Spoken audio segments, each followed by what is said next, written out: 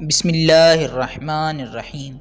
السلام علیکم ناظرین، حضرت یوسف علیہ نبینا علیہ السلام کے قصے کو قرآن کریم کی سورہ یوسف میں بیان کیا گیا، اور اسی صورت میں اس کو احسن القصص یعنی سب سے اچھا قصہ بھی کہا گیا۔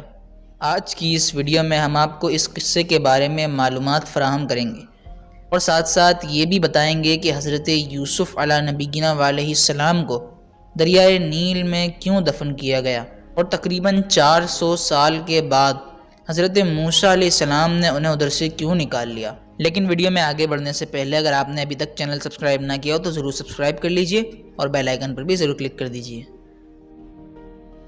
ناظرین، جب حضرت یوسف علیہ نبینا علیہ السلام اللہ تعالیٰ کے امتحانوں میں ثابت قدم رہے اور صبر کرنے والے ثابت ہوئے تو اللہ عز و جل نے انہیں مصر کی بادشاہت عطا فرمائی۔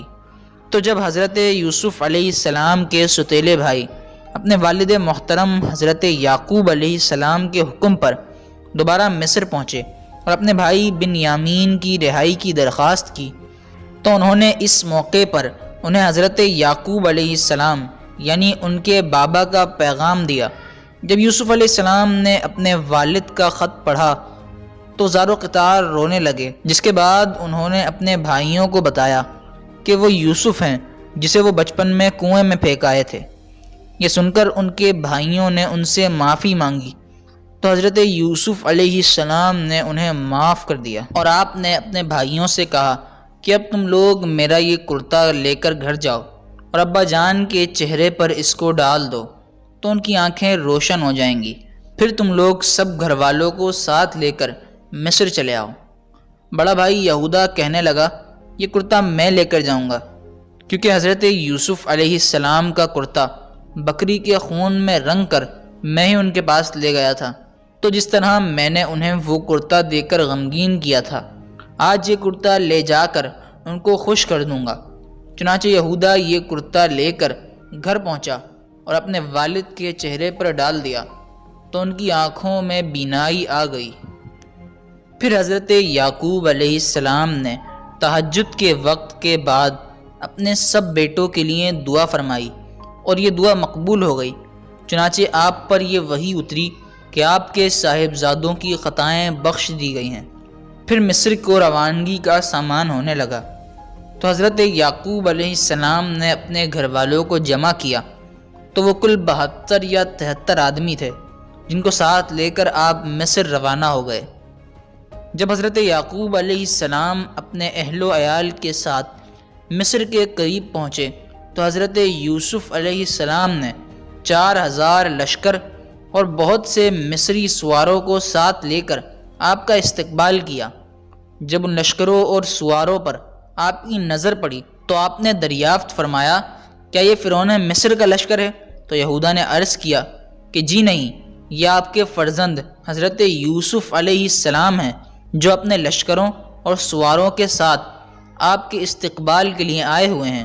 آپ کو متعجب دیکھ کر حضرت جبریل علیہ السلام نے فرمایا کہ اے اللہ عز و جل کے نبی، ذرا سر اٹھا کر فضائے آسمانی میں نظر فرمائیے کہ آپ کے سرور و شادمانی میں شرکت کے لیے ملائکہ کا جم غفیر حاضر ہے جو مدتوں آپ کے غم میں روتے رہے ہیں۔ پھر باپ بیٹوں نے نہایت گرم جوشی کے ساتھ معانقہ کیا اور فرط مسرت میں دونوں خوب روئے۔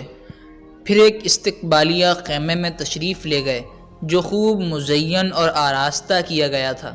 وہاں تھوڑی دیر ٹھہر کر جب شاہی محل میں رونق افروز ہوئے تو حضرت یوسف علیہ السلام نے سہارا دے کر اپنے والد محترم کو تخت شاہی پر بٹھایا، اور ان کے ارد گرد آپ کے 11 بھائی اور آپ کی والدہ سب بیٹھ گئے، اور سب کے سب بیک وقت حضرت یوسف علیہ السلام کے آگے سجدے میں گر پڑے۔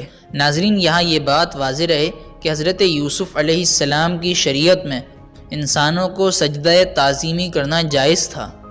اس وقت حضرت یوسف علیہ السلام نے اپنے والد بزرگوار کو مخاطب کر کے یہ کہا، اے میرے باپ، یہ میرے پہلے خواب کی تعبیر ہے، یعنی میرے 11 بھائی ستارے ہیں اور میرے باپ سورج اور میری والدہ چاند ہیں، اور یہ سب مجھ کو سجدہ کر رہے ہیں۔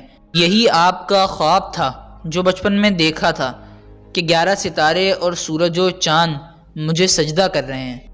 ناظرین، اصحاب تاریخ کا بیان ہے کہ حضرت یعقوب علیہ السلام مصر میں اپنے فرزند حضرت یوسف علیہ السلام کے پاس 24 سال تک نہایت آرام و خوشحالی میں رہے۔ جب آپ کی وفات کا وقت قریب آیا تو آپ نے یہ وصیت فرمائی کہ میرا جنازہ ملک شام میں لے جا کر مجھے میرے والد حضرت اسحاق علیہ السلام کی قبر کے پہلو میں دفن کرنا۔ چنانچہ آپ کی وفات کے بعد آپ کے جسم مقدس کو لکڑی کی صندوق میں رکھ کر مصر سے شام لایا گیا۔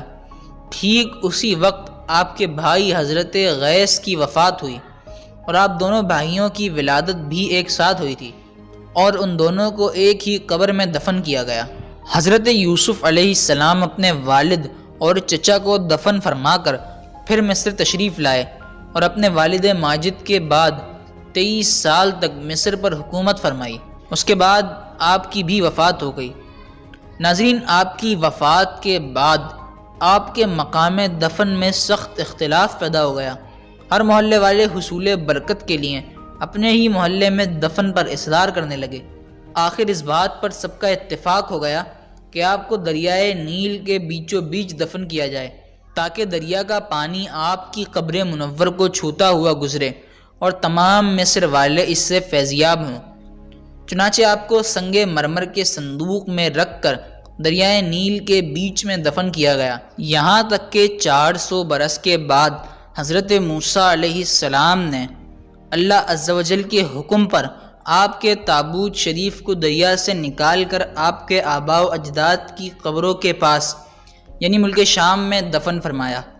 بوقت وفات حضرت یوسف علیہ السلام کی عمر 120 برس تھی۔ تو ناظرین، اسی کے ساتھ ہماری اس ویڈیو کا اختتام ہوتا ہے۔ اگر پسند آئی ہو تو لائک کر دیجئے اور چینل کو ضرور سبسکرائب کر لیجئے گا۔ اللہ حافظ۔